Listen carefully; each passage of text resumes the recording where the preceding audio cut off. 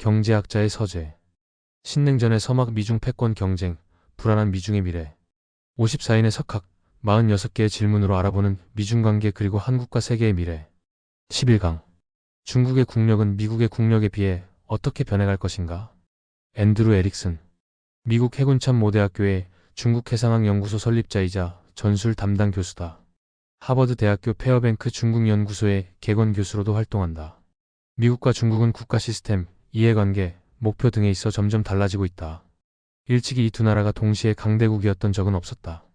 중국 지도자들은 상대적으로 종합적 국력을 평가하고 그 동향을 면밀히 검토하며 그에 맞춰 정책들을 조정한다. 중국 경제는 이미 세계에서 최소한 두 번째로 규모가 크고 국방 예산 역시 두 번째로 많다. 미국은 전반적인 군대의 수준과 첨단화, 전력 조정력 등에서 앞서지만 중국 군대 역시 점점 우위에 서는 부문들을 하나둘 확보해 나가고 있다. 지역적 세계적 안보, 국경을 넘어서는 모든 영역의 거버넌스, 국제법과 국제기구, 국제질서 등 많은 것들이 두 강대국의 경쟁에 달려있다. 이 모든 것은 국제사회에 있어 오늘날 가장 중요한 문제로 중국의 국가 권력이 미국과 비교해 어떻게 변화해 나가는지를 예의주시하게 된다. 국력 비교 계산 목표들 변화 동향. 국력을 세밀하게 계산하기란 어렵다. 따라서 국가 목표 및 그 목표를 성취하기 위해 필요한 역량 및 그 실행 수단 등을 비교하는 것이 효율적이다. 비교 계산. 종합적 국력은 국제체제의 모든 중요한 차원에서 영향력을 행사하거나 타국의 영향력에 저항할 수 있는 해당 국가의 능력으로 정의될 수 있다. 미국 정부는 종합적 국력을 일반적으로 외교, 정보, 군사, 경제로 범주화한다. 그러나 국력을 측정한다는 것은 대단히 어렵다. 이러한 구성 요소를 계량화해 체계적으로 계산하려는 많은 시도가 이루어졌으나 그 결과는 극히 복잡할 뿐만 아니라 소프트 파워의 영향력이나 혁신 및 변혁의 잠재력 같은 중요한 무형적 요소들을 놓치는 경우가 많은 것으로 나타난다.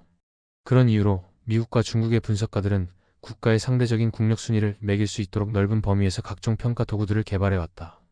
종합적 국력을 평가하려는 좀 더 현실적인 접근들은 잠재적인 미래 시나리오까지 다양하게 고려하며 강대국의 향후 발전 경로에 영향을 미칠 수 있는 핵심적인 역동을 조사하고 평가한다. 목표. 미국의 전반적인 전략 목표는 기존의 규칙 중심의 국제 질서를 고수하면서 부분적으로 그 질서에서의 미국의 지도력을 유지하는 것이다. 점점 이러한 구도를 바꿔놓으려는 중국의 시도에 대응하고 저항하는 일 역시 그 목표에 포함되고 있다. 중국의 공식 문서와 선언들은 오늘날 강대국들 가운데 중국이 가장 거대하며 또 대체로 전략적인 목표를 가지고 있음을 아주 명료하게 보여준다. 시진핑은 중국 공산당의 권력과 정책이 국내 외적으로 도전받지 않도록 애쓰면서 중국을 다시 위대하게 만들고자 한다. 그는 이러한 야심찬 계획을 민족 부흥이라 규정했으며 2049년까지 달성해 나갈 중요한 목표들을 공표했다. 여기에 따르면 중국은 2035년까지 군사적 현대화를 완성하고 2027년까지 첨단 전력 수준을 향상시킬 예정이다. 이와 관련된 목표로는 지금의 영토 분쟁을 중국에 유리하게 해결하는 것이 있다. 구체적인 일정은 명확히 제시되어 있지 않지만 이는 분명 중요한 문제다. 중국은 홍콩 문제를 강압적으로 처리하는 한편 우선적인 군사적 목표로서 대만을 손아귀에 넣을 것을 설정하고 있다. 확실히 시진핑은 이런 역사적 위협을 이룩하려는 야망에 차 있다. 그러나 이 야망의 일부는 미국 및 그 동맹국가 우방국의 체계적인 반대에 직면하고 있다. 그러므로 중국이 이러한 중요 목표들을 실현해 나가는 속도와 강도는 중국의 국력이 미국의 국력에 비해 어떻게 변화하느냐에 달려있다. 발전 동향과 국력의 요소. 구조적인 향후 발전 동향은 국력 변화의 전망을 평가하는 데 유용하다. 이러한 동향에는 인구, 환경과 기술, 경제 및 군사적인 국력의 구성 요소들이 포함된다. 인구, 환경, 기술. 인구는 국력과 여러 중요한 사항들에 영향을 미치는 가장 중요한 요소이자 예측 가능한 요소다. 여기서 중국의 전망은 암울하다.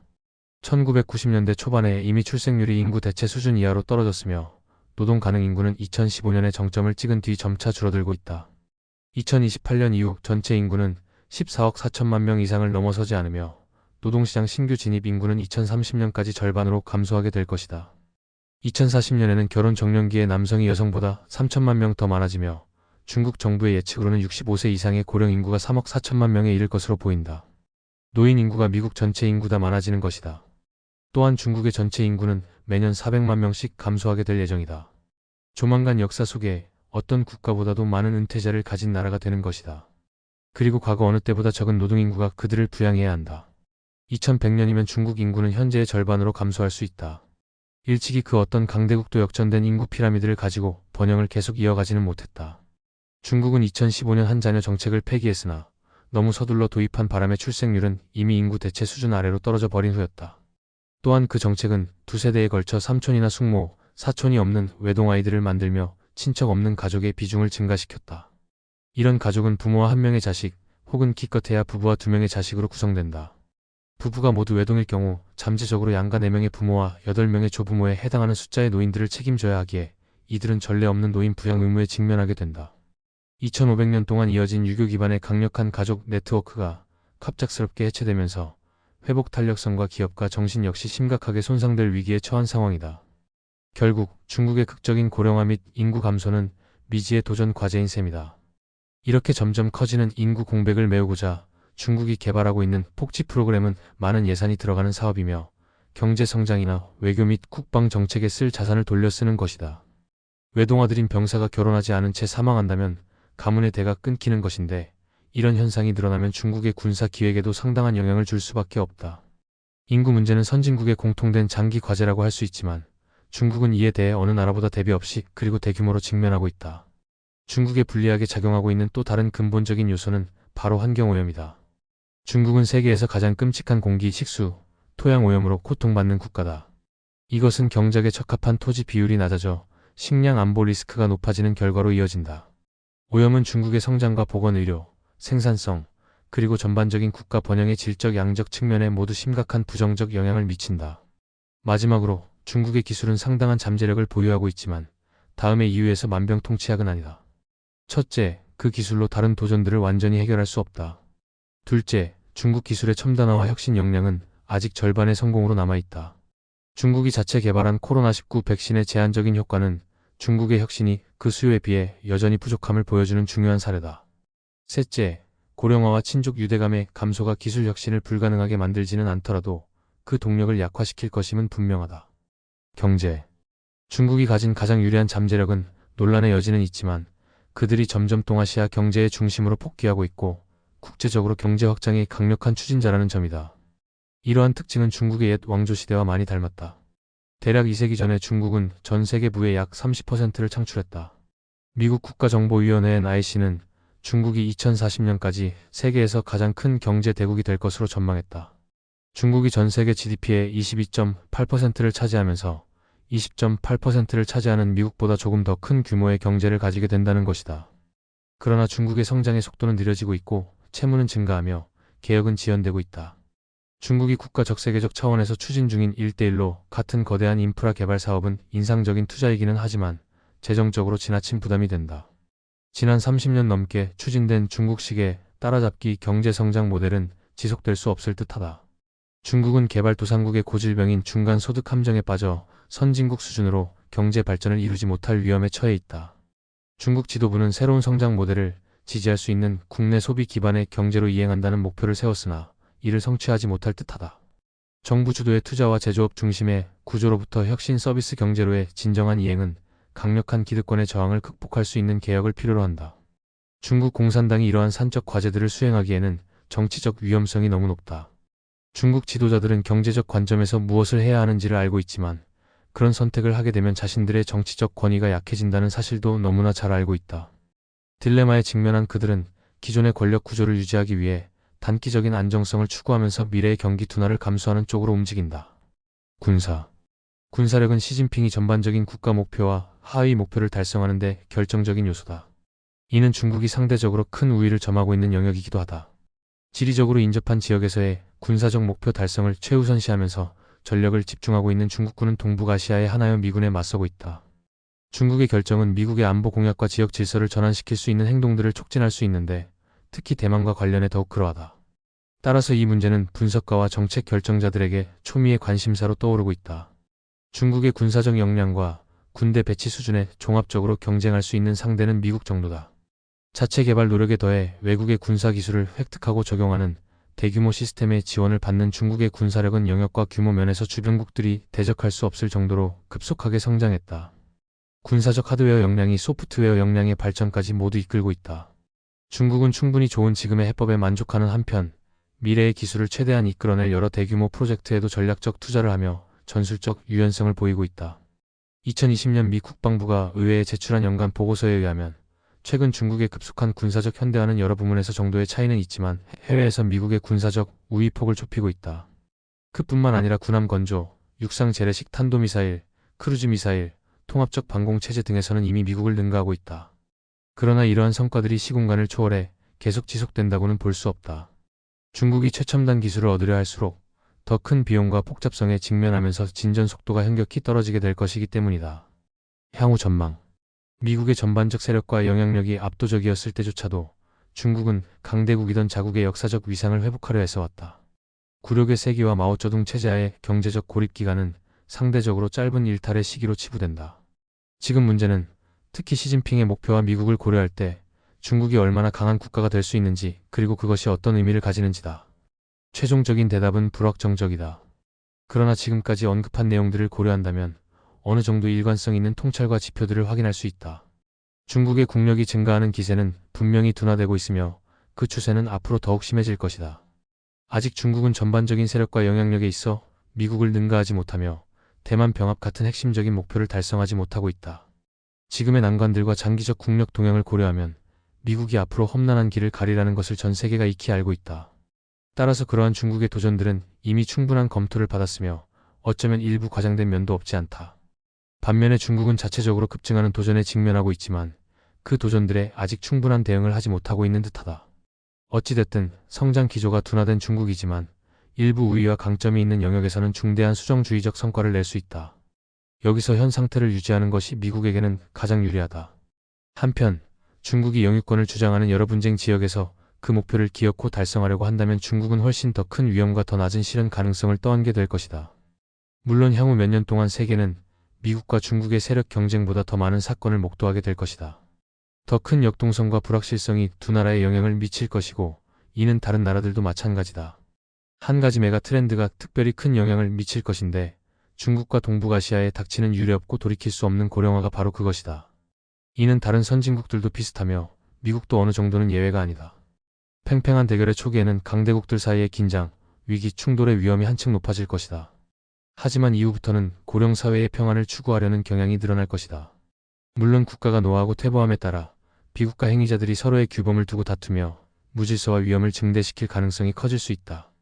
아마도 그런 상황이 오게 되면 미국과 중국의 관계는 궁극적으로 현재의 경쟁 관계와는 사뭇 다른 성격으로 재조명될 것이다. 이상으로 11강 중국의 국력은 미국의 국력에 비해 어떻게 변해갈 것인가? 이었습니다. 54인의 석학, 46개의 질문으로 알아보는 미중 관계 그리고 한국과 세계의 미래. 12강. 중국은 아프리카에서 미국과 경쟁하고 있는가? 지난 20년 동안 중국의 아프리카 재진출 움직임은 옛 식민 지배 국가였던 서구 국가뿐만 아니라 미국의 큰 반발을 불러일으켰다.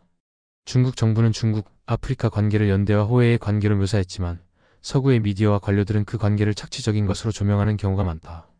중국의 경제적 거래들은 무엇보다도 아프리카 국가들을 벗어날 수 없는 채무국으로 전락시키고 취약한 인프라 및 불평등한 무역 계약만을 안겨주는 갈치적이고 불투명한 거래라는 평가를 받는다. 더욱이 최근에 중국은 자신의 권위주의적 통치 모델을 아프리카에 수출하고 있는 것으로 보인다. 이 지역에서 민주주의를 촉진하려는 미국의 뜻과는 전혀 다르게 말이다. 지금까지 계속 미국의 외교 정책 집단은 아프리카에서 중국과 경쟁할 필요성을 주창해왔으며 광범위한 미중 관계를 바라보는 관점에서 중국의 대아프리카 정책을 분석해왔다. 그러나 이런 입장은 아프리카에서 중국의 존재가 가지는 복잡성을 제대로 포착하지 못하고 있다. 지난 20년 동안 중국이 아프리카에서 보인 매력과 행동 방식은 그들로 하여금 중국을 좀 더 접근하기 쉽고 어쩌면 좀 더 의존할 만한 파트너로 자리 잡게 했다. 중국의 매력은 중국이 아프리카 엘리트와 일반 시민에게 제공하는 엄청난 규모의 기회와 그러한 기회에 참여하는 조건이 쉽다는 데서 비롯된다. 그러나 이러한 접근성은 중국의 가시적인 영향력이 대륙 전체에 걸쳐 마찰과 불신을 일으킴에 따라 평판 유지 비용을 수반하기도 한다. 미국은 어디에 있죠? 자본과 인프라, 엘리트 연수 기회, 대학 장학금 수요 기회, 미디어 접근성 등의 영역에서 중국은 성실하면서 유연한 자세로 아프리카와 관계를 맺고 있다. 자본의 경우 미국에서 아프리카로의 외국인 직접 투자 FDI가 2009년 이후 꾸준히 감소한 반면 중국의 FDI는 급증하고 있다. 그 증가율이 가장 낮았을 때도 중국은 전년 대비 27억 달러가 증가한 반면 같은 시기에 미국의 FDI는 24억 달러 감소했다. 대부분의 경제적 지원은 차관 형태를 띈다. 어떤 지표에 따르면 중국의 차관은 아프리카 국가들의 전체 채무액 중 20%를 차지하고 있다. 세부적인 경제 항목을 규정하거나 때때로 정치적인 조건이 붙은 세계은행 및 미국의 차관과 달리 중국의 차관은 종종 투명성이 결여되긴 하지만 어쨌든 매우 손쉽게 유입된다. 차관의 상당수가 거대한 규모의 인프라 건설에 투여되는데 이 같은 건설 시행은 또 중국 국영기업들이 맡게 되고 중국 노동자들이 현장에서 일하게 되는 경우가 많다. 이러한 점 역시 아프리카 국내 노동자들을 주로 활용해 진행되는 세계은행의 소규모 프로젝트와 비교된다. 거대한 인프라 건설 프로젝트는 아프리카의 관료들에게는 많은 정치적 이득을 안겨준다. 왜냐하면 도로, 철도, 경기장, 공항 등의 인프라 건설을 통해 해당 국가의 급속한 발전을 홍보할 수 있기 때문이다. 중국의 이런 약탈적 투자에 대해 미국 정부가 비판을 하자 어떤 아프리카 엘리트는 그렇게 말하는 미국이 아프리카에 해준 게 뭐냐는 듯 미국은 어디 있죠? 라고 물었다. 거대 규모의 차관과 결합되어 있는 중국의 인프라 개발 규모와 속도는 이 지역에서 중국을 매력적인 파트너로 인식시키고 있다. 좀 더 최근의 사례를 살피자면 중국은 아프리카의 엘리트, 청년, 일반 시민들을 대상으로 상당한 규모의 직접적인 이익을 제공하면서 자국의 소프트 파워를 더욱 강화하고 있다. 아프리카 엘리트에게 중국은 중요한 해외 연수 국가가 되고 있다. 2018년 중국 아프리카 협력 포럼은 5만 명에게 새로운 연수 기회를 약속했다. 비록 2021년 포럼에서는 1만 명으로 감축됐지만 말이다. 수천 명의 관료들과 많은 언론인들이 이미 중국에서 연수를 받았다. 이런 연수는 그들에게 종종 첫 번째 해외여행인데 중국에는 자국의 국가 발전 모델의 성공을 홍보하는 기회이기도 하다. 또한 중국이 아프리카 엘리트 및 언론 종사자들과 네트워크를 형성하는 기회가 되기도 한다. 아프리카에 있는 61개의 공자학원은 무료 혹은 저렴한 비용으로 중국어 교육 기회를 제공한다. 어떤 공자학원은 채용 정보를 제공하기도 하며 중국 기업 취업을 목표로 하는 이들에게 통번역 공부 기회를 제공하기도 한다. 에티오피아에서 필자가 인터뷰한 많은 학생들은 중국어 공부를 통해 얻을 수 있는 현실적인 기회에 끌리고 있었다. 또한 중국은 많은 아프리카 유학생들을 중국의 대학에 유치하고 있다. 일부 학생들은 장학금을 받고 일부는 수업료를 감면받는다. 8만 명 정도의 아프리카 학생들이 현재 중국에서 공부하고 있다. 그런데 중국에서의 연구와 교육 경험은 중국이 이룩한 성과에 대한 지식을 쌓고 존경심을 갖게 하지만 동시에 비판적 평가도 만들어낸다. 이에 대해서는 이 글의 마지막에서 다룰 것이다. 이와 대조적으로 미국은 훨씬 선별적이다.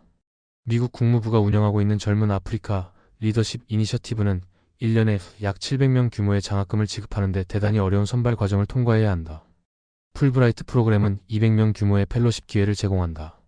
그 밖에 미 국무부와 국제개발처 주관의 연간 3,000명 수준의 장학금 및 교환학생 기회가 있다. 정부가 직접 관리하는 중국 대학의 장학금과 달리 미국 장학금은 각 대학이 관리하고 있으며 따라서 지원자들은 개별 대학의 기회 제공 여부를 찾고 조건에 맞추는데 더 많은 주의를 기울여야 한다. 현재 연간 대략 4만 명의 아프리카 유학생들이 미국에서 공부하고 있는데 이는 중국 내 아프리카 유학생의 절반 수준이다. 전임 미국 대사관 관료가 설명했듯이 중국 정부는 계획에 따라 대규모로 접근 기회를 제공하는 반면에 미국은 최고의 능력을 입증한 소수 학생들에게만 개별적으로 기회를 부여하는 경향이 있다. 또 다른 관료는 최고의 실력을 가진 학생들은 언제나 미국으로 가는 길을 찾을 것이다라면서 미국이 교육 기회를 제공하는 면에서 중국과 규모의 경쟁을 할 필요가 없다고 주장했다. 중국 언론의 현지화 전략. 경제적 교육적 개발을 넘어 중국 정부는 미디어와 통신 영역 혹은 시진핑 총리가 담론 권력이라고 부르는 영역에서도 적극적으로 경쟁하고 있다. CNN이나 미국의 소리 같은 미국 주요 언론의 해외 지사와 해외 방송이 감소하고 있는 반면에 중국은 2012년에 케냐 공화국의 나이로비에 새로운 텔레비전 본부를 설립했으며 아프리카에서 신화통신 지사를 2018년까지 28개로 확대했다. 2012년에는 영자신문 차이나데일리의 아프리카판을 대륙 전역에서 발행해 배포하기 시작했다. 중국의 언론 매체들은 긍정적인 뉴스를 혹은 많은 중국의 전문가들이 건설적인 보도라고 부르는 뉴스 보도를 통해 아프리카의 매체 수용자들에게 접근하려 한다. 반면에 서구의 언론들은 보다 비판적인 프레임의 보도를 하는 경향이 있다. 중국 언론 매체가 지속적으로 현지화 전략을 추구하면서 아프리카 언론인들도 이런 성향을 많이 따라하고 있다. 중국의 언론 콘텐츠들은 접근하기 쉽다. 차이나데일리는 무료다. 신화통신은 다수의 아프리카 뉴스 에이전시와 데이터베이스에 대한 무료 접근을 허용하는 계약을 했다. 뉴스 접근의 소프트웨어적인 측면을 넘어서 중국 회사들은 현재 아프리카 대륙 전체에 걸쳐 통신 인프라 개발의 하드웨어를 장악하고 있다. 베이징에 본사를 둔 스타타임스의 디지털 TV를 개인 요금 부담으로 시청하도록 하는 것부터 화웨이와 GTE를 통해 5G 네트워크를 건설하는 것, 그리고 아프리카 시장을 겨냥해 특별히 제작된 저렴한 스마트폰을 판매하는 것까지 일반적으로 이 지역의 통신 분야는 중국의 상품과 서비스가 지배하고 있다. 감사와 비판의 혼재. 중국이 스스로를 접근하기 쉽고 많은 분야에서 협력 의지를 가진 국가로 자리매김하면서 미국과의 경쟁은 불가피하게 됐다. 그러나 이러한 가시적 성과는 몇몇 논쟁과 불신 사태를 초래했다. 역설적으로 중국에서 나오는 것들의 높은 접근성은 중국의 상품과 서비스, 기술들에 대한 질적인 문제를 제기하는 기회를 늘렸다.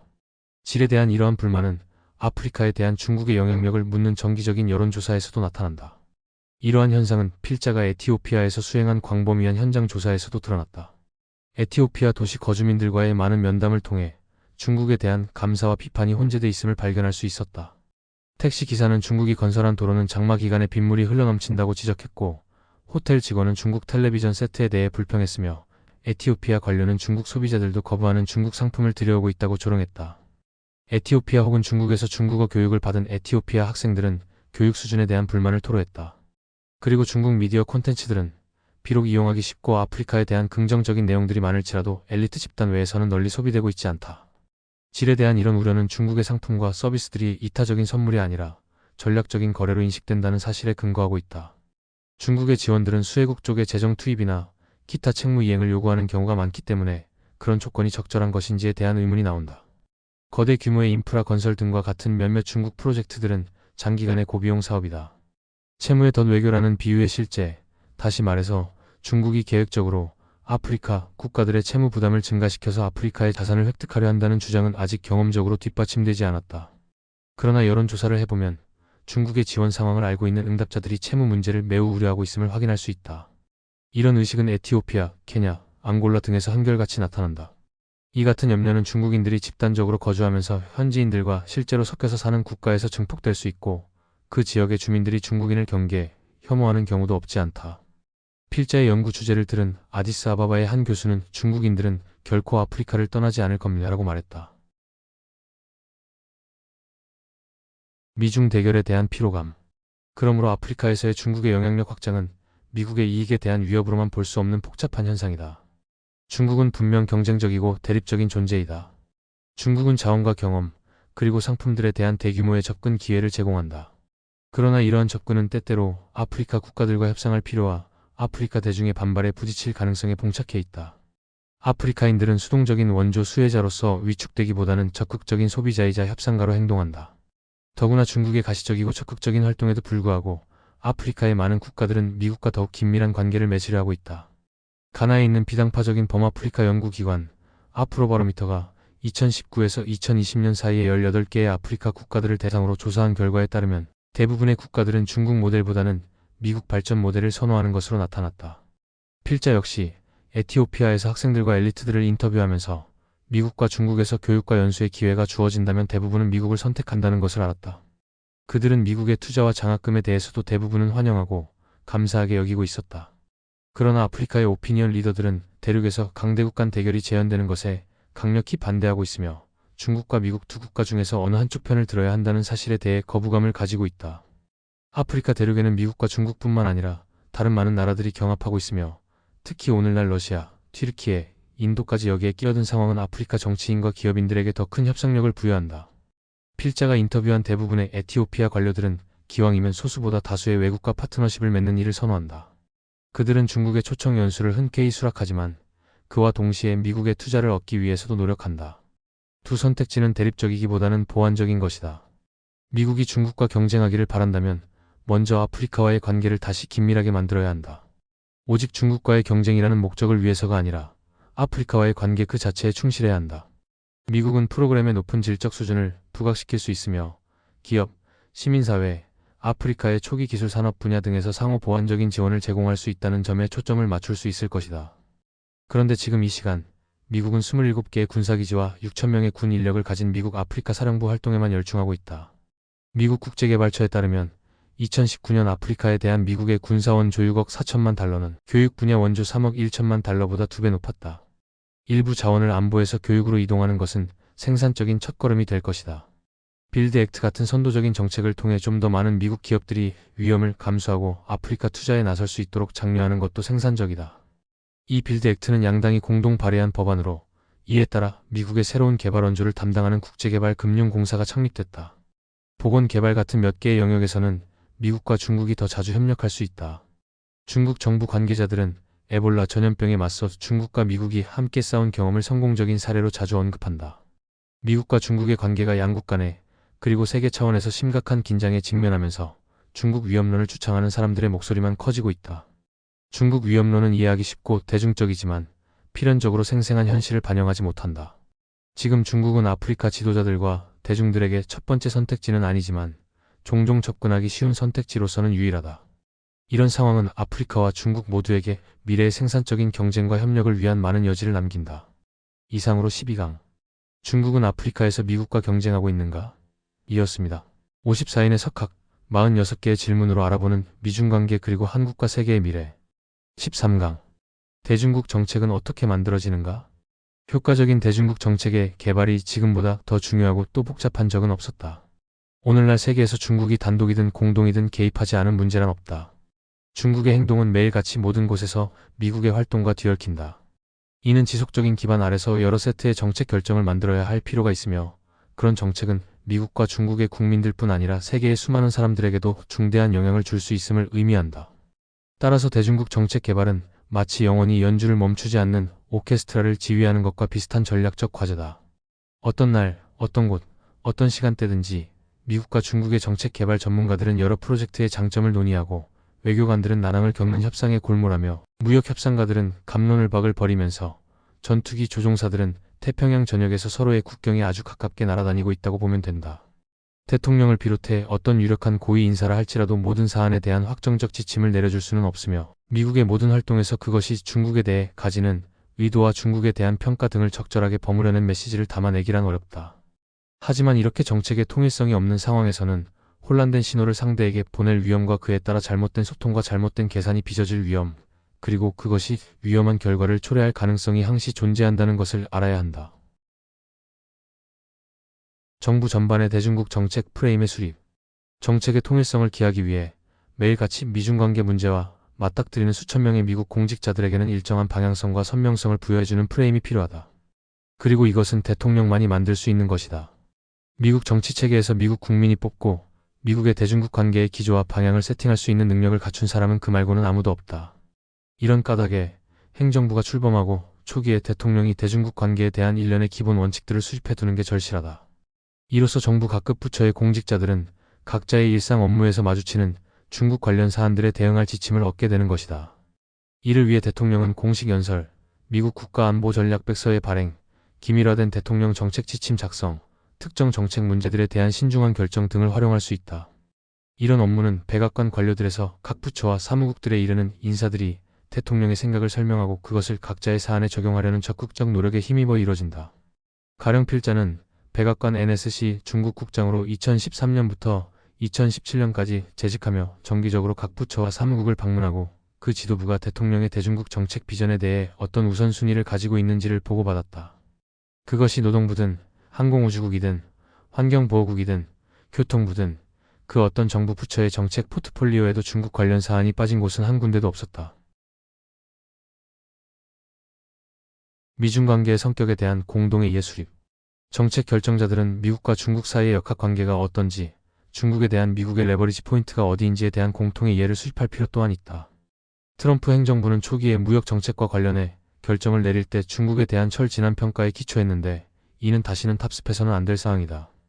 당시 행정부 관료들은 중국을 수출 중심의 제조업 경제로 여겼으며 빠른 경제 성장률을 유지하고 실적을 중시하는 중국 공산당의 정당성을 유지하려면 중국은 미국과의 무역에 의존하지 않을 수 없을 것이라고 결론 지었다. 그 결과 트럼프 행정부는 미국 시장으로의 접근권을 레버리지로 써서 중국이 경제개혁을 수용하도록 만들 수 있다고 생각했다.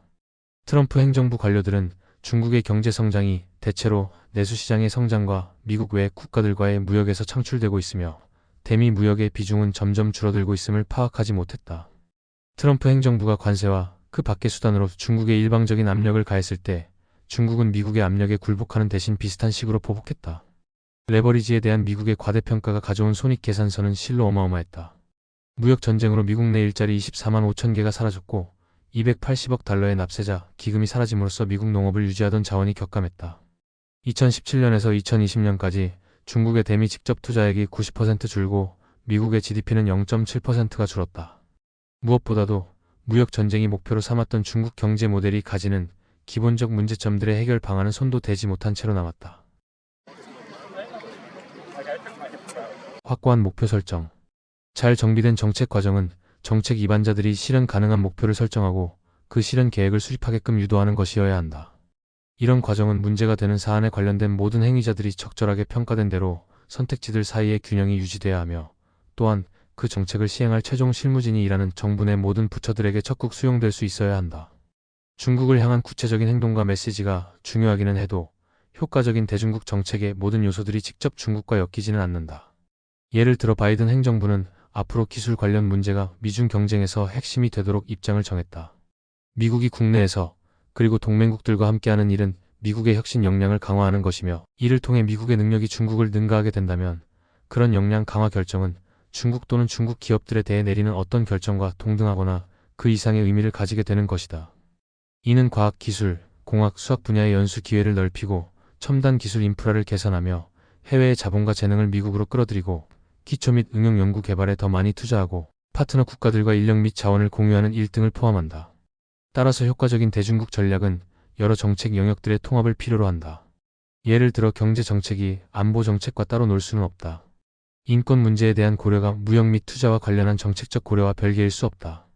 그리고 국내 소비에 우선순위를 둔다고 해도 그것이 미국이 중국을 앞서 나가야 한다는 인식보다 더 우위일 수는 없다. 정책 허브로서의 백악관. 이렇게 다양한 정책 사안들을 하나로 통합할 유일한 방법은 백악관이 나서서 정부 부처들 사이의 정책 우선순위를 정하고 조율하는 중앙 송신망 역할을 해주는 것이다. 정책 결정 과정이 잘 돌아간다면 NSC 구성원들이 포괄적이고 효과적인 정책 결정 과정을 이끌었다는 의미가 된다. 그런 과정은 확고한 목표를 엄중히 정립해야 하고 대통령의 의사 결정을 위한 건의안을 개발해야 하며 대통령의 결정을 투명하게 전달하고 소통시키면서 그에 따라 결정들이 부처와 사무국들에 두루 실행되도록 하는 것이어야 한다.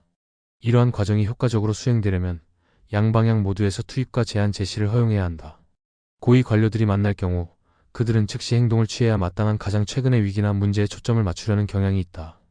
NSC 구성원들이 미팅을 잡을 때는 보통 국가안보보좌관이나 부보좌관이 주재해 긴급한 사안들 사이에서 잘 균형을 잡음으로써 장기적인 주요 의사결정이 긴급 사안 처리에 묻히지 않도록 조심해야 한다. 효과적 정책 결정의 또 다른 요소는 각 부처와 사무국 대표들이 각 전문 영역별로 사안에 대해 발언하도록 설계하는 것이다. 전통적으로 상무부는 재계에 미칠 영향에 대한 정책을 고려하고 국무부는 더 넓은 외교적 목표에 따라 이를 보면서 미국 동맹국들의 입장을 고려할 때 우선순위가 올바른지를 살핀다. 그리고 국방부는 안보 차원에 주목하고 재무부는 미국 거시경제의 건전성과 글로벌 경제 차원의 사안에 대해 전망한다. 정보부처는 종종 중국과 그 밖의 나라들이 이 정책을 어떻게 받아들이고 대응할 것인지에 대한 전망을 내놓는다. 정책 참여자들이 각자 맡은 영역에서 우선적인 의견을 내놓을 수 있게 되면 해당 정책 결정에서 문제가 되는 부분을 그들 기구의 전문적 관점에 따라 검토하는 것도 가능해진다. 이러한 분과들의 상호 보완적 논의는 정책 아이디어에 대한 스트레스 테스트와 함께 2차, 3차 효과를 예측하게 함으로써 대통령이 최종 결정을 내리는 데 필요한 선택지를 마련해준다. 정책 오류 예방. 이처럼 정책 결정 과정에서 우선순위를 설정하면 단 하나의 사안이 모든 것을 휩쓸어버리는 증후군, 말하자면 대중국 정책이 논의 당시 주의를 끄는 문제에 압도돼 버리는 상황을 방지할 수 있다. 무역 불균형 문제든 북핵 협상 문제든 인권 문제든 다른 뭐든 간에 미국의 정책이 단 하나의 사안에만 집중되는 일은 바람직하지 않다. 미국이 중국과 나날이 부딪히는 관계에서 어떤 쪽에서 긍정적인, 어떤 쪽에서 방어적인 자세를 취할지 우선순위가 필요하기 때문이다. 효과적인 대중국 정책의 요건 또 하나는 백악관이 정책과 정치 사이에서 건전한 균형을 잡아주는 것이다. 미국의 전임 대통령 둘은 이 문제에 있어서 완전히 극과 극이었다. 오바마 행정부의 NSC는 좋은 정책은 좋은 결과를 낳으며 그것은 좋은 정치로 이어진다라는 말을 연불하듯 외우고 다녔다. 몇 안 되는 예외를 빼면 버락 오바마 대통령은 정치에 지나친 관심으로부터 대중국 정책을 가리려고 했는데 부분적으로는 그때그때의 분위기에 휘둘림이 없이 꾸준하고 장기적인 견지에서 정책을 펼치려고 했기 때문이다. 오바마의 이러한 접근에 대한 비판자들, 특히 도널드 트럼프 같은 사람들은 그런 접근은 많은 미국인들이 중국에 대해 느끼고 있는 급박함과 분노를 가령 일자리 상실, 마약성 진통제인 합성 오피오이드 밀거래, 지식재산권 절도, 사이버 첩보 활동 등에서 빚어진 미국민의 악감정을 제대로 반영하지 못한다고 주장했다. 트럼프 전 대통령과 그의 팀은 의사결정에 대해 알릴 때 정치적 계산기를 두드리는 일이 많았다. 하지만 이런 접근법의 맹점은 정치적 계산이 정책 결정의 지침이 됨으로써 체계적인 정책 결정 과정이 훼손된다는 것이다. 예를 들어 1단계 무역 협상을 끝내기로 한 결정은 협상 타결의 돌파구가 열렸다거나 기본적 문제점들이 해소돼서가 아니라 그저 2020년 대선의 시간표에 따라 그쯤에서 무역 협상을 마무리 짓는 것이 좋았기 때문에 이뤄졌다. 비슷하게 코로나19를 쿵플루, 중국 바이러스 따위로 부르기로 한 트럼프 행정부의 결정은 중국과의 관계에서 뭔가 특정 과제를 개신시킬 목적이기보다는 통제 불능 상태로 퍼져가는 바이러스로 팽배해진 국민의 분노를 중국에 대한 적의로 돌려보려는 생각에서 나온 것이었다. 이제 중국의 행동이 얼마나 미국인의 삶에 영향을 주며 얼마나 미국 언론에서 주목받는지를 생각하면 모든 정책 결정이 정치적 고려와 동떨어진 채로 냉정하고 무심하게 이뤄질 수 있다는 건 망상일 것이다. 그러나 같은 맥락에서 중국 관련 정책 결정을 해당 시점의 지배적인 정치 기류에 맡겨버리는 일은 위험하다. 정치적 편의와 국익이 같은 결로 가지 않는 때가 있기 때문이다. 대중국 정책이 오로지 정치적 렌즈를 통해서만 평가될 때 그것은 일부러 거친 태도를 보이도록 부추기고 되도록 약한 모습을 보이지 않도록 몰아가는 것이다.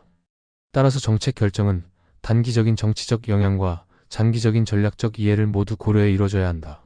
그런 균형 잡기가 말처럼 쉬운 것은 아니지만 말이다. 결론적으로 대중국 정책은 대통령의 우선순위를 뒷받침하려는 수없이 많은 결정들이 쌓이고 쌓여서 이뤄지는 것이다. 여기서 개선이 이뤄지고 있는가의 여부는 중국이 미국의 뜻에 따라 움직여가고 있는가, 미국의 이익과 가치를 해치는 결과는 나오지 않는가에 따라 가늠된다. 정책의 성공 여부는 종종 그 당시에는 가늠이 어렵다. 결국 미국의 최대 경쟁국인 중국과 상대하면서 인내, 지혜, 침묵, 확신 등을 갖춰야만 일관성 있고 효과적인 전략을 짜낼 수 있다.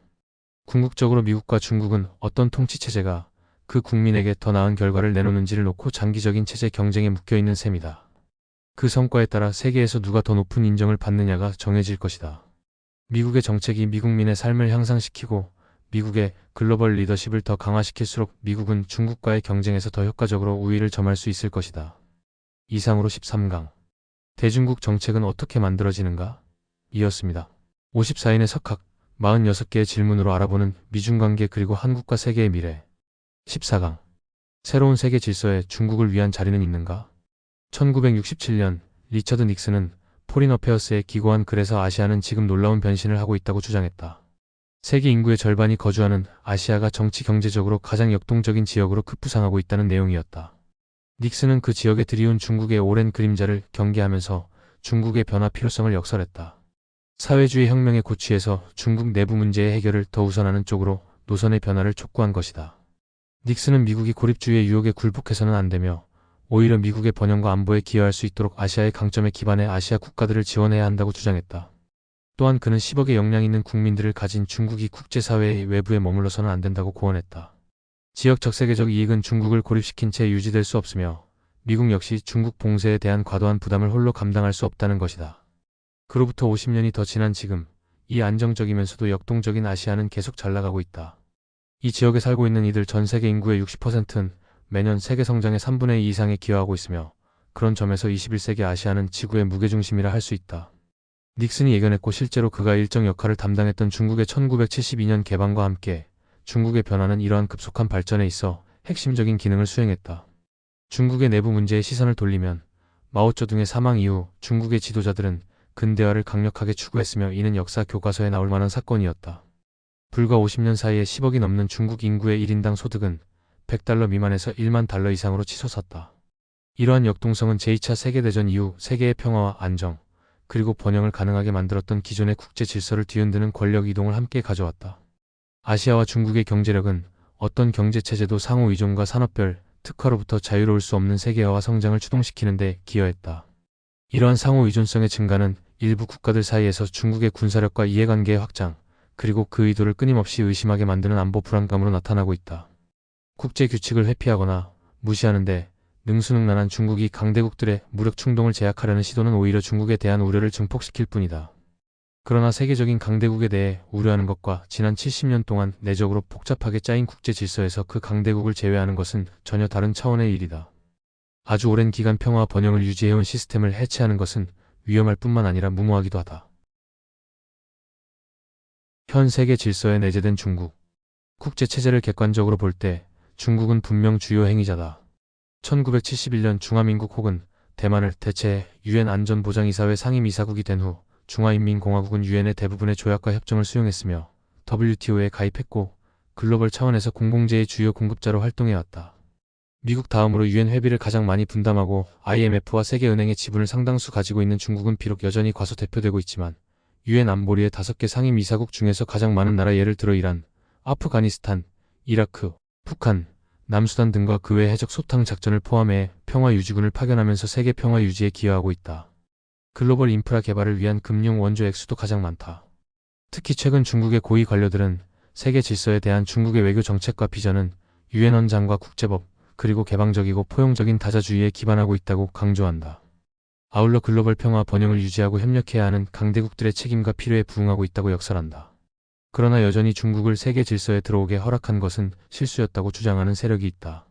그런 관점에서 본다면 중국은 제2차 세계대전 이후 서구의 선진 민주주의 국가들이 추축이 돼 만든 오늘날의 규칙 기반 질서에 맞춰 정치 경제적으로 적응하고 자유화를 추진해야만 했다. 중국이 15년간의 협상 끝에 드디어 2001년 WTO에 가입했을 때 이런 기대는 별 무리 없이 이행될 것으로 보였으나 현재 중국은 이런 세계 체제를 위협하고 있다. 그뿐만 아니라 체제의 전복을 추구하거나 이에 대안으로 비자유주의 체제를 만들려 하고 있다. 비판자들 눈에는 미중 관계 역시 대단히 왜곡돼 왔으며 개발도상국에 대한 중국의 인프라 원조 계획은 미국과 대적하려는 위협으로 간주되고 있다. 그리고 코로나19 백신을 자체 개발하려는 중국의 노력은 글로벌 공공재 보급이라는 인도주의적 차원이 아니라 지정학적 경쟁 차원의 렌즈로 관찰된다.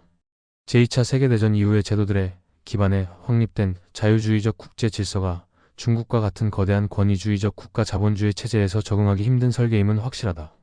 또한 이는 애초에 중국의 적응을 염두에 두고 만들어진 것도 아니다. 지금 시진핑 체제에서 중국은 서구에서 설계된 자유화에 미적거릴 뿐만 아니라 자유화 자체에 대한 반발도 보여주고 있다.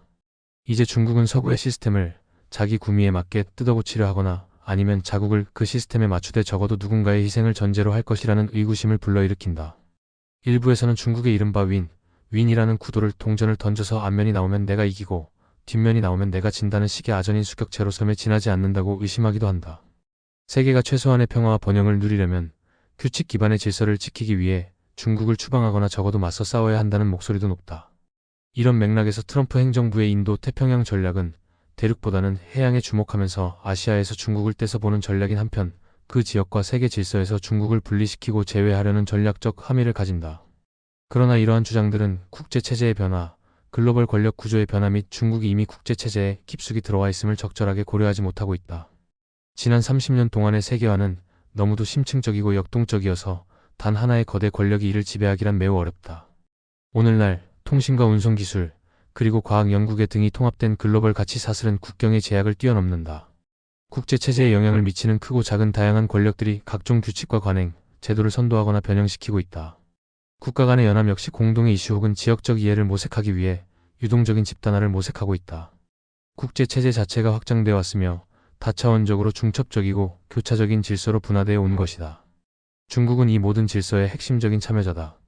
중국이 일부 요인들의 변화와 약화를 추구한다는 것도 사실이지만 다른 많은 영역에서 지도적이고 건설적인 행위자라는 것도 분명해 보인다. 글로벌 질서가 수렴하는 곳, 그리고 분화하는 곳. 중국이 기존의 국제체제에 도전하는 수정주의적 세력이라고 주장하는 하버드 대학교의 앨러스테어 이안 존스턴은 그의 연구에서 다양한 세계 질서를 헌정적 질서, 유엔 헌장 및 다자간 협약에 따른 제도들, 군사적 질서 군비 통제, 평화 유지 활동, 정치적 발전 질서 민주화, 인권, 복합적인 경제적 사회적 질서 개발, 무역, 금융 등로 유형화하고 있다. 그런 질서들에 대한 중국의 지지를 연구한 그는 중국의 지지 수준은 정치적 발전 질서의 영역에서만 낮음으로 평가되며 다른 영역의 질서에서 국제 규범에 대한 중국의 지지도는 비록 가변적이기는 하지만 중간 이상으로 평가된다.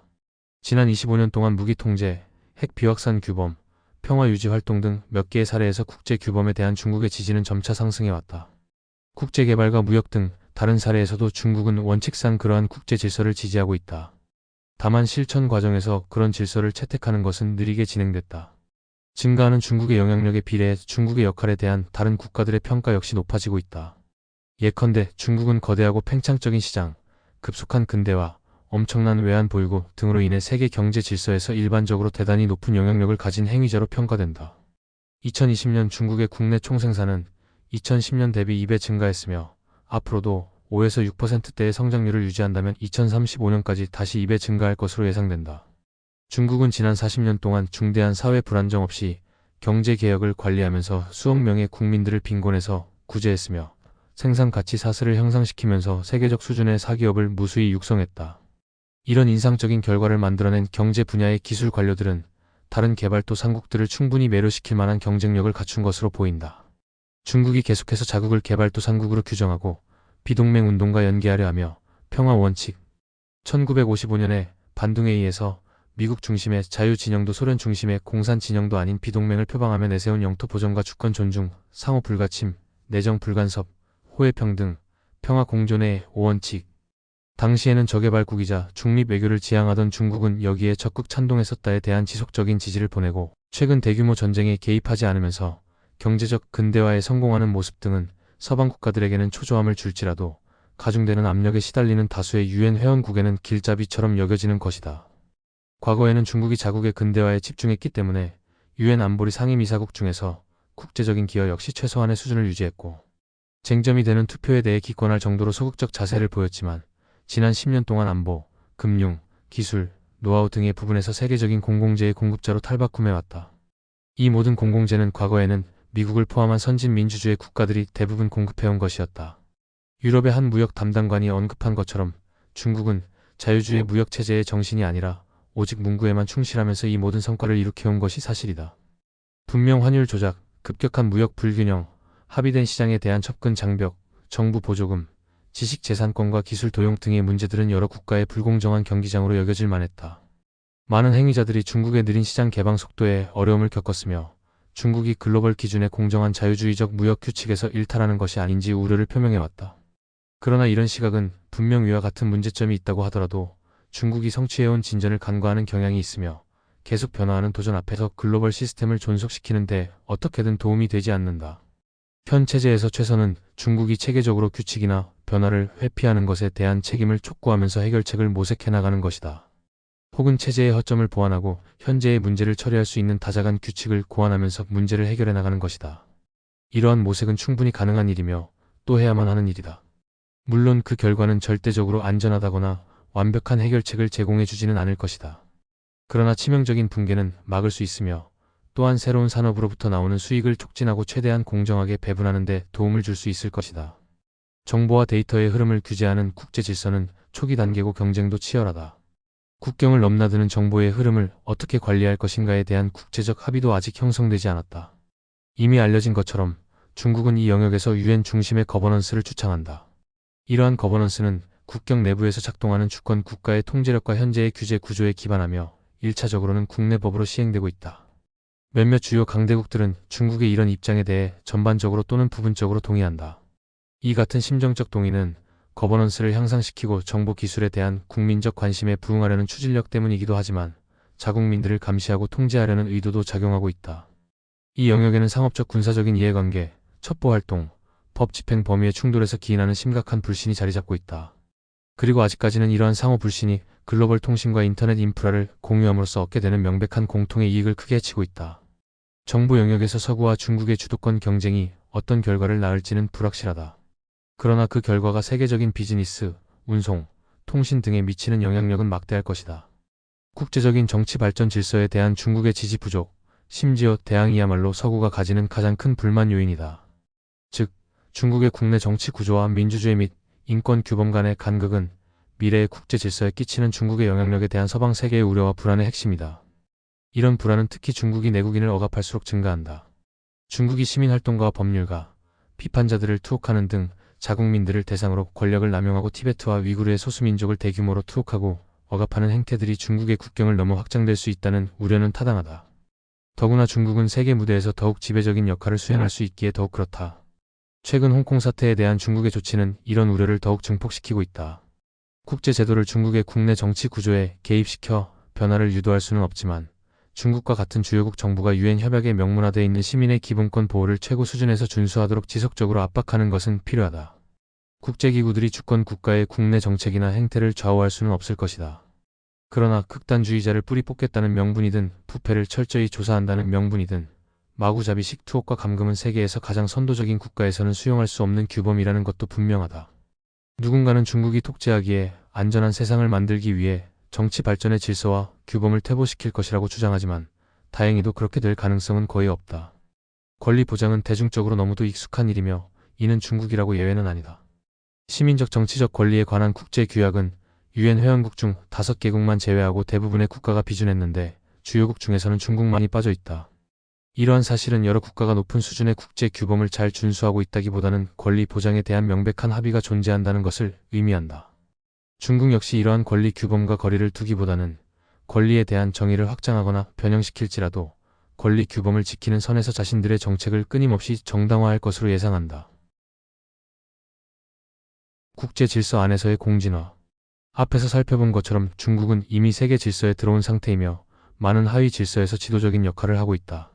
최근 미국 정부는 자주 부정적인 태도를 보이지만 중국은 지난 40년 동안 외부 세계와 급속한 관계 진전을 보여왔다. 중국 공산당 통치 방식도 많이 제도화됐다. 비록 전부는 아닐지라도 대다수 중국 국민들의 삶도 상당히 향상됐다. 중국이 국제체제에 크게 관여하면서 이익을 얻고 있는 이상 중국은 앞으로도 이 체제에 투자하고 가치를 부여해 나갈 것이다. 사실 이것이 중국을 끌어들일 당시 국제사회가 가졌던 중요 목표였다. 문제는 이제 중국이 시스템에 규칙을 새롭게 쓰거나 영향을 미칠 수 있을 정도로 강해졌다는 것이다. 일부는 중국이 너무 큰 국가여서 자국에 유리한 방향으로 체제를 기울일 수 있다는 점을 우려한다. 이는 분명 타당한 우려다. 미국과 우방국들은 중국이 경쟁력을 가진 영역에서의 공헌을 인정하고 중국이 낙후됐던 영역에서 큰 진전을 이룩했다는 것을 높이 평가하면서도 중국이 규범을 위반한 영역에서는 이에 대한 비판을 지속해야 할 것이다. 이것은 매우 어려운 일이지만 달리 선택의 여지가 없다. 2005년 로버트 졸릭 전 미국 국무부 차관은 한 연설에서 중국은 국제체제에 책임 있는 주주가 돼야 한다라고 강조했다.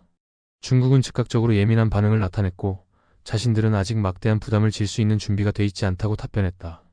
그로부터 15년이 지난 지금 중국은 이제 국제체제에 공헌하고 이끌 준비가 충분히 돼 있다. 하지만 그런 역할을 하는 것에 익숙하지 않다. 또한 책임 있는 주주 발언이 나올 당시에는 간과했던 의혹의 대상이 되고 있다. 서방 세계는 중국이 자신의 이익에만 치중하지 말고 책임성을 증명해야 한다고 말한다. 이에 대해 중국은 자신들은 이미 충분히 증명했으며 서방 쪽이 이중적 기준을 가지고 있다고 대답한다. 그러나 우리가 중국을 지속적으로 비난하는 와중에도 세계가 처한 위기의 본질은 계속해서 변하고 있다. 지금 이 순간에도 우리의 긴급한 초국가적 위기에는 팬데믹 확산, 기후변화, 이와 연관된 자연재앙, 우리 사회를 분열시키는 거짓 정보와 기술 통제의 무능력 등이 포함된다. 이런 관점에서 주요 강대국들의 경쟁이 심화된다면 이는 전략이 없는 전술일 뿐만 아니라 공멸로 가는 지름길이다. 주요 국가들의 대립은 미래 문제를 더욱 악화시킬 뿐이기 때문에 함께 협력할 수 있는 능력과 의지를 가진 정부들은 문제 해결의 단초를 마련하고 공동의 해결책을 모색해야만 할 것이다. 기술, 데이터 여행, 이주, 환경, 건강, 무기, 무역 등에 대한 새로운 규범의 합의는 중국을 다른 방으로 내쫓음으로써 이루어지는 것이 아니고 중국과 같은 협상 테이블에 앉아서 함께 마련해야 하는 것이다.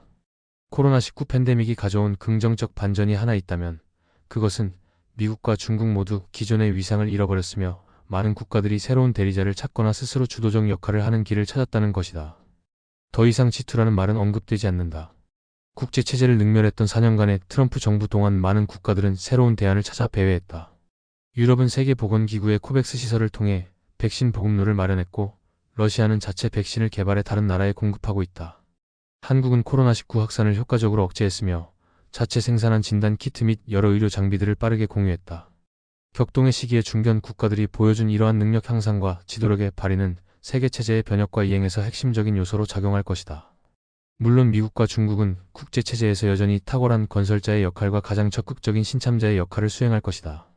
자국의 패권에 도전하는 중국에 대한 미국의 불안과 자국의 세력 확장을 억제하는 미국의 힘을 가늠해보려는 중국의 시도는 긴장과 불신을 더욱 가중시킬 수도 있다. 그러나 국제체제는 다가오는 위기에 대응해 끊임없이 진화하며 따라서 그 안에 있는 두 국가도 지속적으로 변화해 나갈 수밖에 없다. 두 국가의 뛰어난 역량과 문제를 해결하기 위한 협력에 기반해 다른 국가들과의 상호 의존이 잘 이뤄진다면 두 국가의 공진화는 최악의 상황을 피하는 데 유익할 뿐만 아니라 공통의 문제에 함께 대응하는 노력도 가능해질 것이다. 이상으로 14강 새로운 세계 질서에 중국을 위한 자리는 있는가? 이었습니다. 54인의 석학 46개의 질문으로 알아보는 미중관계 그리고 한국과 세계의 미래. 15강 중국은 미국 국가 안보를 위협하는가? 명백하지는 않더라도 중국이 미국 국가 안보에 위협이 된다는 생각은 엘리트와 대중의 담론에서 점점 더 강해지고 있다. 마이크 폼페이오는 국무장관으로 재임하던 시절 중국 공산당을 우리 시대의 중심 위협이라고 낙인 찍었으며, 그의 후임자인 앤토니 블링컨은 중국이 세계의 다른 어떤 국가보다도 미국에게 중대한 위협이 됨은 의심의 여지가 없다라고 단언했다. 미국의 대중 역시 이런 주장에 동의하는 것으로 보인다. 퓨 리서치 센터의 2020년 여론조사에 의하면 66%의 미국인들이 중국에 비우호적이며 62%가 중국의 세력과 영향력을 중요한 위협으로 여기고 있다. 핵심 쟁점은 중국이 미국의 국가 안보를 어느 정도로 위협하는가와 정확히 중국이 어떻게 미국의 국가 안보에 도전하는 것인지, 그리고 이 문제들에 대한 대답이 시간이 지남에 따라 달라질 수 있는가이다. 어찌 보면 이것은 근본적으로 중국 전략의 추진 동인에 대한 논쟁이기도 하다.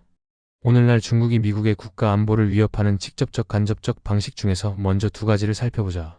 첫째, 도전 혹은 위협에 대한 집중된 논쟁은 중국이 미국을 위협하는 정도를 곡해하고 있을 수 있다. 종합적으로 검토해보면 위협론은 미국 국가 안보의 관점에서 중국에 유해한 영향력을 제시한다. 그러나 그런 관점은 상황을 더 악화시킬 수 있다. 중국은 많은 영토 분쟁들을 평화롭게 해결해왔다.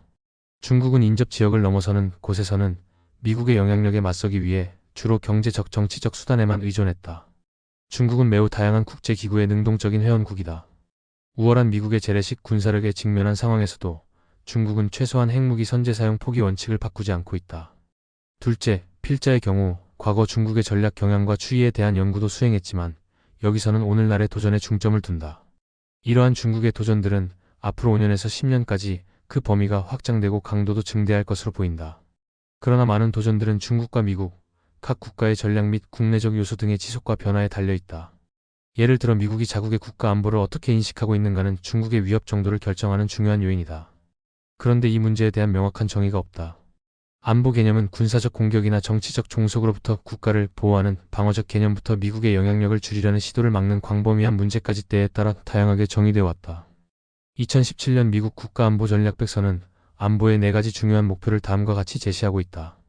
본토보호, 미국 국민보호, 미국적 삶의 방식 보호, 미국의 지속적인 번영, 강력한 힘에 의한 평화 유지, 미국의 영향력 증대가 그것이다. FBI에 따르면 중대한 위협은 테러리즘, 첩보활동, 핵 확산, 경제 스파이, 국가정보 인프라 공격, 미국 정부 공격, 인식 조작, 해외 정보활동 등에서 비롯된다. 오바마 행정부는 종종 국가 안보 개념에 지구적 공공재, 사이버 안보, 기후변화, 에너지 문제 등을 포함했다. 20년 전 애슐리 텔리스와 마이클 스웨인의 랜드 연구소 보고서에 따르면 중국은 동아시아 전역에서 미국의 자유로운 군사적 행동에 대한 직접적인 도전으로 인식된다. 또한 동아시아 및 그 외 지역에서 미국의 경제적 접근에 대한 도전이고, 미국이 누려온 대다수 아시아 국가와의 각별한 관계에 대한 도전이며, 아시아에서 평화롭고 안정적인 발전을 보장하는 방법으로 공식적 비공식적 동맹국가 관계를 맺고 있는 미국에 대한 도전인 것이다. 이러한 도전들은 지금도 여전히 진행 중이다. 그러나 맥락적으로 오랜 도전과 최근의 도전을 구분하기 위해 필자는 직접성의 정도를 기준으로 중국의 위협을 다음과 같이 유형화한다. 미 본토에 대한 중국의 직접적인 위협. 중국은 미국의 테러 공격 위협을 하거나 미국의 국경 통제력에 대해 위협을 가하지 않는다. 미국의 영토를 침공, 점령할 수 있는 군사적 역량 혹은 그럴 야망을 가지고 있지도 않다. 그러나 중국은 미국의 영토를 표적으로 삼고 미국의 국내 제도를 흔들어 놓으며 미국 정부와 시민과 기업의 자유를 위축시키는 방법을 선택할 수는 있다. 지난 20년 동안 강대국으로서의 중국의 위상과 뛰어난 군사개혁 프로그램을 생각해보면 보통의 많은 관측자들은 재래식 무기를 써서 중국이 미국을 위험에 빠뜨릴 수 있는 능력이 거의 없다는 사실에 놀랄 것이다. 중국의 폭격기와 전투기들은 미국에 도달할 수 없다. 중국은 자국의 수상함대와 잠수함들이 미국 해안에 근접해 작전을 이어나갈 만한 지원 인프라를 가지고 있지 않다. 이것은 또한 중국이 재래식 군사 플랫폼으로 감시와 정찰을 수행할 수 없다는 것을 의미한다. 그러므로 중국은 첩보원, 인공위성, 정보 시스템의 취약 부분을 공략하는 정보 갈취 및 보안 공격 등에 주로 의존하고 있다. 중국은 세계에서 가장 뛰어난 탄도미사일과 크루즈 미사일 프로그램을 가지고 있다. 그러나 중국의 재래식 미사일의 최대 사거리는 고작 4,500km 호주에 간신히 닿을 수 있는 정도에 불과하다. 이런 이유로 일부 전문가들은 중국은 미국의 국가 안보에 의미 있는 위협을 가할 수 없다고 주장한다. 그러나 중국은 비재래식 수단을 통해 미국을 위협할 수 있다. 중국은 최소 200기의 핵탄두를 비축하고 있는 것으로 추정된다. 미 국무부는 2020년 의회에 제출한 중국 군사 안보 현황 보고서에서 중국의 육상 배치 대륙간 탄도미사일에 장착된 핵탄두의 수가 2025년까지 거의 200기 정도 늘어날 것으로 예상했다. 기술적으로 이러한 미사일을 개조하면 재래식 탄두를 탑재할 수 있다. 그러나 그 정도의 물리적 타격으로는 작전 및 정치적 효과가 그다지 크지 않기 때문에 그런 공격은 전략적으로 거의 의미가 없다. 게다가 그런 개조는 중국의 핵 억지력을 감소시킨다. 대신 중국은 극초음속 활공 비행체 개발에 열심이며 일단 이를 개발하고 운용하게 된다면 중국 지도부는 마침내 미국 본토를 유효 타격할 재래식 무기 체계를 손에 넣을 수 있게 된다. 또한 중국은 탁월한 사이버 공격전 및 대우주전 수행 능력을 갖추고 있다. 이런 역량은 군사 적상업적 민간 사회적 활동을 위협할 수 있으며 미국의 병참기지와 관련된 민간인 시설 및 지휘와 통제 기능을 공격할 수 있다. 중국은 정보 전쟁을 위해 다른 네트워크에 침투해 정보를 빼내오는 강력한 컴퓨터 네트워크 보안 공격 기술 역시 가지고 있다. 우주전에서 중국은 미국의 위성들을 교란시키고 불능으로 만들고 파괴할 수 있는데 그렇게 되면 미사일 조기 경보 시스템 및 기상예보부터 위성 위치 확인 시스템까지 모든 것이 타격을 입을 것이다. 이는 미국 본토 공격에 대한 미국의 방어 능력을 직접적으로 위협할 수 있으며 여기에는 미국의 동맹국까지 포함될 것이다. 미국 국방정보국은 중국은 자체적으로 우주 기반의 정보전, 감시와 정찰을 포함하는 강력하고 유능한 우주활동 시스템을 개발하고 있다. 더구나 그들은 우주 기반 발사체, 위성항법 시스템군 등을 포함해 기존 시스템도 더욱 향상시키고 있다. 이러한 역량은 중국에게 세계 곳곳에 있는 중국의 군대를 지휘하고 통제할 수 있는 능력과 더욱 정밀한 상황 파악을 통해 미국 및 동맹군의 군대를 감시하고 추적하며 공격할 수 있는 능력을 제공한다라고 밝혔다. 심지어 중국은 민간 시스템에 타격을 줄 수 있는 더욱 많은 방법을 가지고 있다. 여기에는 전력 공급망을 해킹하거나 휴대폰 통신 교란, 악성 소프트웨어를 이용해 미국 기업의 주요 정보를 빼내는 것 등이 포함된다. 2015년 국토안보부의 보고서에 따르면 미국 기업은 매년 1조 6천억 달러 수준의 수익을 위성 분야에 의존하고 있는 것으로 나타났다. 물론 중국이 군사적 공격을 감행할 수 있다는 근거는 충분하지만 중국이 순수 상업 영역을 대상으로 사이버 공격 혹은 우주 공격을 계획하고 있다는 증거는 거의 없다. 또한 민간 영역의 공격이 중국 군사 전략의 핵심적인 구성 요소라는 증거도 없다. 국가 안보는 외부의 위협으로부터 국가 제도와 통치 과정을 보호하고 유지하는 것이다. 중국이 직접적으로 미국의 국가 안보를 위협하는 두 가지 방식은 정치적 개입과 첩보 활동이다. FBI는 중국 정부와 공산당이 주도하는 방첩 활동과 경제 첩보 활동은 미국의 경제적 번영과 민주적 가치에 중대한 위협이 된다라고 말했다. FBI 국장 크리스토퍼 레이에 따르면 중국의 첩보 활동 사례는 과거 10년에 비해 1300% 증가했다. 이러한 첩보 활동의 대부분이 경제적인 동기로 이뤄진다. 중국은 미국의 지식재산과 상업적 기밀을 빼내고 있다. 레이는 중국이 빼돌린 규모는 인류 역사에서 가장 큰 부의 이전으로 말할 수 있을 만큼 방대하다라는 말로 미국의 피해를 설명한다. 마찬가지로 중국은 미국을 상대로 하는 정치 개입을 더욱 진전키고 있다. 마이크로소프트는 2020년 대선 기간에 모종의 중국 조직이 조 바이든 선거운동 관계자들의 이메일 계정과 트럼프 정부와 긴밀한 관계에 있는 어떤 인물의 이메일 계정을 해킹하려 시도했다라고 밝혔다. 국가안보 위협의 마지막 범주는 외부의 억압으로부터의 자유인데 이는 가장 광범위하면서 가장 모호하고 또 가장 일반적이다. 중국은 미국 본토에 대해 제한적인 군사적 위협 수단만을 가지고 있다. 그러므로 미국 정부와 시민들의 행동의 자유를 제약하기 위한 수단으로 주로 경제적 압박에 의존한다. 중국이 미국에게 세 번째로 큰 무역 상대국이며 미국의 가장 큰 채권자임을 고려하는 사람들 다수가 이러한 영향력이 미국의 국가 안보에 큰 해를 입힐 수 있다고 우려한다. 중국은 무역을 무기로 사용하겠다는 강력한 의지를 표명해왔다. 그리고 중국의 관료들은 막대한 미국 채권 보유국으로서의 입장을 내세워 금융 메커니즘으로 미국 경제에 타격을 줄 수 있음을 막연하게 언급해왔다. 미국인과 미국 기업 예를 들어 홍콩에서의 중국의 인권 범죄를 규탄했던 NBA 같은을 징계한다는 중국의 시도는 실제로 미국 언론의 자유를 제한하고 있다. 미국의 동맹국과 지역 주둔 미군에 대한 위협. 중국이 미국의 심각한 재래식 공격 위협이 되지 않는다고 해서 아시아에 있는 미국의 기지들 및 동맹국들의 경우도 그런 것은 아니다. 대략 10만 명 정도의 미군 병력이 아시아 태평양 지역에 주둔하고 있다. 일본과 한국이 대표적이며 호주와 필리핀에도 약간의 미군이 주둔하고 있다. 미 주둔군 병력과 연관된 민간인들, 부양가족까지 포함하면 그 수는 2배로 증가한다. 게다가 60에서 70대의 함선과 잠수함, 140여 대의 항공기, 대략 2만 명 정도의 해군들로 구성된 미국의 제7함대는 2020년 12월에 총 57대의 전함을 아시아 지역에 배치했다. 아시아에서 살거나 일하고 있는 100만 명 이상의 미국인들은 만약 영토 분쟁 등으로 중국과 아시아 국가들 간 전쟁이 발발하면 직접적인 피해를 입을 수 있다.